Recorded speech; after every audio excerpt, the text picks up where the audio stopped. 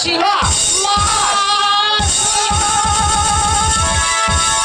কি সুন্দর আলো বাতাস, কি সুন্দর পৃথিবী মাসি।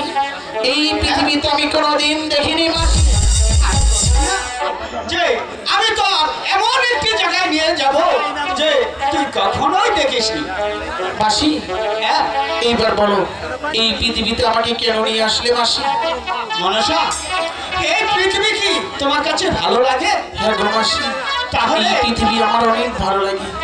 তাহলে তুমি এই পৃথিবীতে থাকো আর আমি পাতালপুরে আসি। আমি থাকবো না, চলো আমরা চলে যাই। কেন? তুমি তো এই তো বললে যে এই পৃথিবী তোমার কাছে খুব ভালো লাগে। লাগে তাহলে শোনো, বলো মাসি। দেখো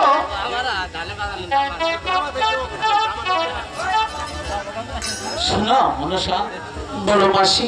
আমি ছাড়াও এই পৃথিবীতে তোমার আরো একটি পিতার পরিচয় আছে। পিতা আছে? হ্যাঁ, তাহলে বলো কে আমার পিতা, কে আমার মাতা? ওগো মাসি, তাহলে তুমি শুনতে চাও? হ্যাঁ গো।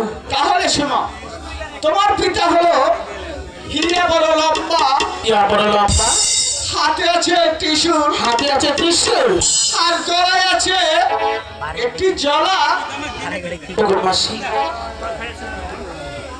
সেই হলো তোমার পিতা। ঠিক আছে মাসি, এবার চলো আমরা চলে যাই। হ্যালো, শোনো মাসি, বলো মাসি। তুমি থাকবে না?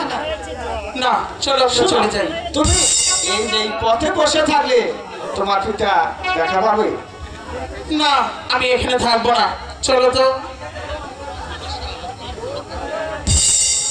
দেখ মনসা, এদিকে আসে, দেখ ওই যে একটি গাছে দুটি পাখি কত সুন্দর খেলা করছে। মাসি, দেখ, আমাকে পাখি দুটি ধরে দাও না মাসি। মাস্টার,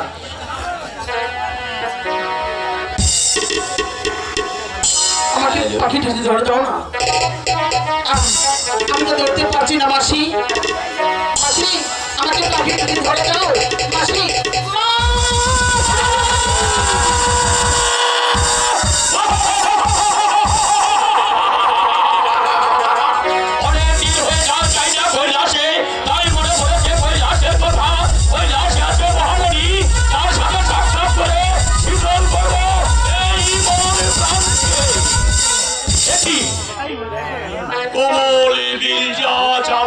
আলোকিত হয়ে আছে, এর বিহীন যে কিছুতেই বুঝতে পারছি না। প্রতিদিন চাই আমি এই কমল বিলকে কৈলাস নগরে ধর্ম প্রচারের উদ্দেশ্যে। আজ কেন কমল বিল আলোকে আলোকিত হয়ে আছে, এর বিহীন না বুঝে আমি যাব না এখান থেকে। কে তুমি? সপ্ত বেশি সরলাহি কন্যা, তুমি নেওলা দুষ্ট বন্যা ব্যক্তি। তিনটা আগের কালে বসারা বললেই আমার হাতের দিক খুলে রক্তি মাঝে তোমাকে আমাকে মারবি না, আমি ধনব নই, আমি যে একজন মানুষ। মানুষ?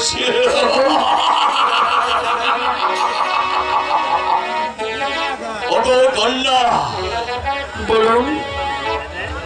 এই উঠন্ত বয়সের ফুটান্ত গোলাপ তুমি এই কমল বিলের মাঝে আলোকে আলো ছড়িয়ে তুমি কেন এখানে বসে আছো? কি উদ্দেশ্য? তুমি আমার দিকে ঘুরিয়ে তাকাও। আমি এখানে বসে আছি আমার পিতার অপেক্ষায়। আমার পিতা আসলে আমার পিতার সঙ্গে আমি চলে যাব।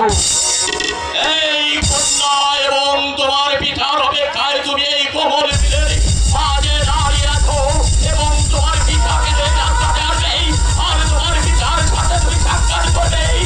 তোমার পিতা তাকে দেখলে তুমি কিভাবে চিনবে? আমি অবশ্যই চিনব। আমার পিতা ইয়া বড় লম্বা, তার মাথায় আছে জ্বর, গলায় আছে সাপ, হাতে আছে ত্রিশাল, গায়ে আছে বাঘের চামড়া। মহাদেব শিব ঠাকুর। এ কি? ওগো ওগো পিতা দেবতা, আমি তো আপনার অপেক্ষা ছিলাম পিতা।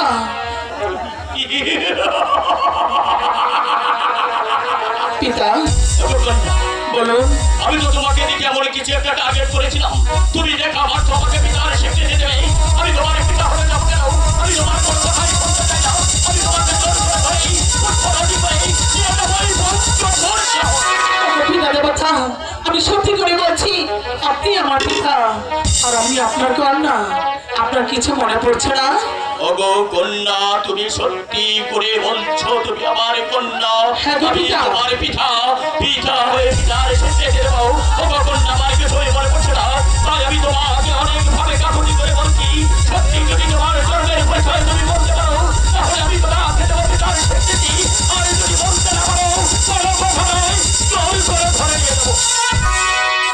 ঠিক আছে পিতা দেবতা, আমি বলছি আপনি শুনুন। আপনি যখন কৈলাসবাবা যাত্রা করেছিলেন, পাখি পাখির মিলন হয়েছিল, ওই মিলন দেখে আপনার আশা হয়েছিল। ওই আশাকে শুনে এক ফুটা পানি পড়ে যায় পদ্মার কতর উপর, পদ্মার নাম দিয়ে আপনার ভগবানকে তার সৌন্দর্য আমাকে লালন পালন করে এতটুকু বড় করেছে। কি বলেছ কন্যা? সবই কথা মনে পড়েছে। অনেকদিন আগে গিয়েছিলাম কৈলাস নগরে ধর্মপ্রচারের উদ্দেশ্যে। সেখান থেকে ফেরার পথে হঠাৎ একেবারে পড়ে যায় সবল মিলে। সেখান থেকে যদি তোমার জন্ম হয়, তুমি যে আমার উৎসের কন্যা, তাহলে আমি যে তোমাকে পিতার স্বীকৃতি দিচ্ছি। পিতা, এবার তো মনে পড়েছে। মনে পড়েছে কন্যা? এবার চলুন না। আমার অজান্তে আমি অনেকই ভুল করে ফেলেছি কন্যা, তুমি আমাকে ক্ষমা করে দাও। ওগো পিতা দেবতা, আপনি যে আমার মাথার মণি, আমি আপনাকে ক্ষমা করে দিয়েছি। আমিও তোমাকে ক্ষমা করে দিলাম। হরে কৃষ্ণ নারায়ণ আমার একমাত্র কন্যা। পিতা বলুন। তাহলে তুমি তোমার মাথার কাছে যাবে? হ্যাঁ গো পিতা দেবতা। ওগো কন্যা, বলুন। তুমি তোমার মা জননীর কাছে যাবে? হ্যাঁ গো পিতা। সত্যি বলেছো? হ্যাঁ। তাহলে বিলম্ব না করে অন্তরাকে বন্ধন করে পুষ্পরাতে ছড়াও। এই মুহূর্তে যাত্রা করবো পঞ্চপুর শহরে। পঞ্চপুর শহরে তোমার মা জননী বসেছে, বন্ধ করেছে, তুলে দেবো তোমার মায়ের হাতে। ঠিক আছে পিতা দেবতা, এবার চলুন। তাই চলে আসছে। চলুন পিতা।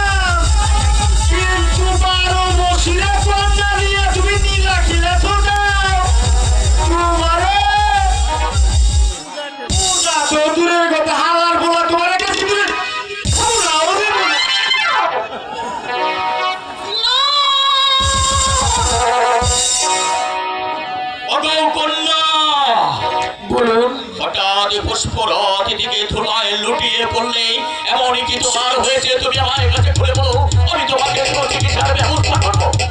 ওগো পিতা দেবতা, আপনি কি শুনতে পারলেন না? ওই রাখাল কি বলে গেল, কি অপমান করে গেল পিতা দেবতা? ওগো কন্যা, কে কি বলে গেল? ওগো পিতা দেবতা, ওগো কন্যা, আমি আপনার সঙ্গে যাব না।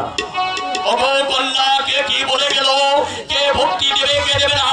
কে দেবতা বলে স্বীকার করবে, কে করবে না?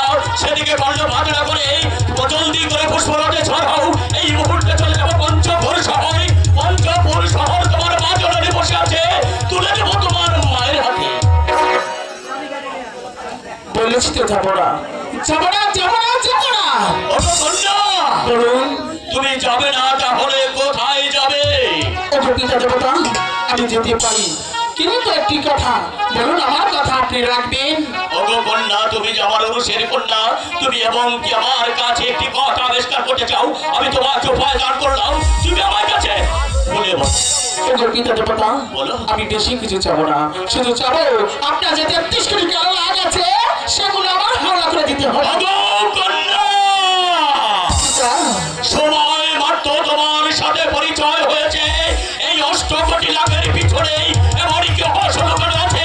তা যদি তুমি আমাকে ভুলে বলে বলো, তাহলে এই কৃষ্ণের অগ্নিপথে আমি তোমাকে ভুলে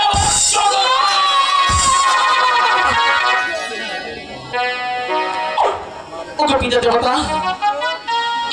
বলেছে আমি যা যাবো আপনি আমাকে তাহাই দিবেন। দিন আমি যে আপনারই কন্যা পিতা দেবতা।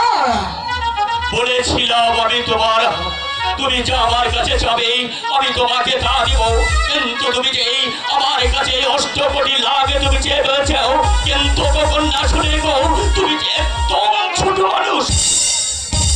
পিতা দেবতা ছোট হলে কি হবে, আমি যে আপনারই কন্যা পিতা। দিন আমাকে অষ্টকোটি আমি বলেছিলাম এই অষ্টকোটির ভার তুমি সহ্য করতে পারবে না। আমি পারবো পিতা। আমার কাছে অনেক ক্ষমতাধারী জিনিস আছে, সেই সব থেকে তুমি চেয়ে নাও, আমার মন প্রাণ উজাড় করে দাও। আমি অন্য কিছু নেব না পিতা দেবতা, দিতে হবে। আপনি যদি সত্যের দেবতা হয়ে থাকেন তাহলে আমাকে দিতে হবে পিতা দেবতা। অগকন্যা বলুন। আমি যে তোমাকে কথা দিয়েছি তোমার হাতে অষ্টকোটি লাখ অর্পণ করে দিতে হবে। হ্যাঁ পিতা দেবতা। আমি জয় ভগবানের নামে দিব্যি খেয়ে বলেছি তোমার হাতে অষ্টকোটি লাখ অর্পণ করে দিতে হবে। হ্যাঁ পিতা। আমি যদি তা না দেই, তুমি যদি এখান থেকে চলে যাও, তাহলে এই পৃথিবীর মানুষ আমাকে দেবতা বলে স্বীকার করবে না। মাসে মাসে একটি করে ভক্তি ভজন চলে দেবে না, শুধু দিবে কি নয় ভিক্ষা। হ্যাঁ পিতা দেবতা, তাহলে দিন আমাকে অষ্টকোটি কেননা। ষোলো কন্যায় অষ্টকোটি লাভের পিছনে রহস্য লুকানো আছে।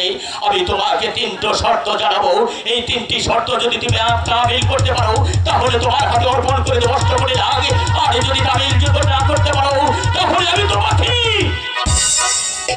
পিতা দেবতা আপনার তিনটি শর্ত কেন, হাজার শর্ত দিও পিতা। কন্যা প্রথম শর্ত অন্তরাকে বন্ধন করে শোনো। ঠিক আছে পিতা দেবতা। অষ্টকোটি লাখ তোমার হাতে অর্পণ করে দেওয়ার পরেই এই পৃথিবীতে যে মায়ের একই সন্তান, সেই সন্তানকে তুমি ওই অষ্টকোটি লাখ দিয়ে ধ্বংসন করাতে পারবে না। ঠিক আছে পিতা দেবতা, আমি ধ্বংসন করব না। তারপর বলুন পিতা দেবতা। তুমি তাও মেনে নিয়েছো? হ্যাঁ পিতা। এই পৃথিবীতে যার নুন খাবে তার গুণ গাবে, তার সাথে সারা জিন্দেগ নির্মহারামিগিরি করতে পারবে না। ঠিক আছে পিতা দেবতা, আপনার কথা আমি অক্ষর অক্ষরে পালন করব।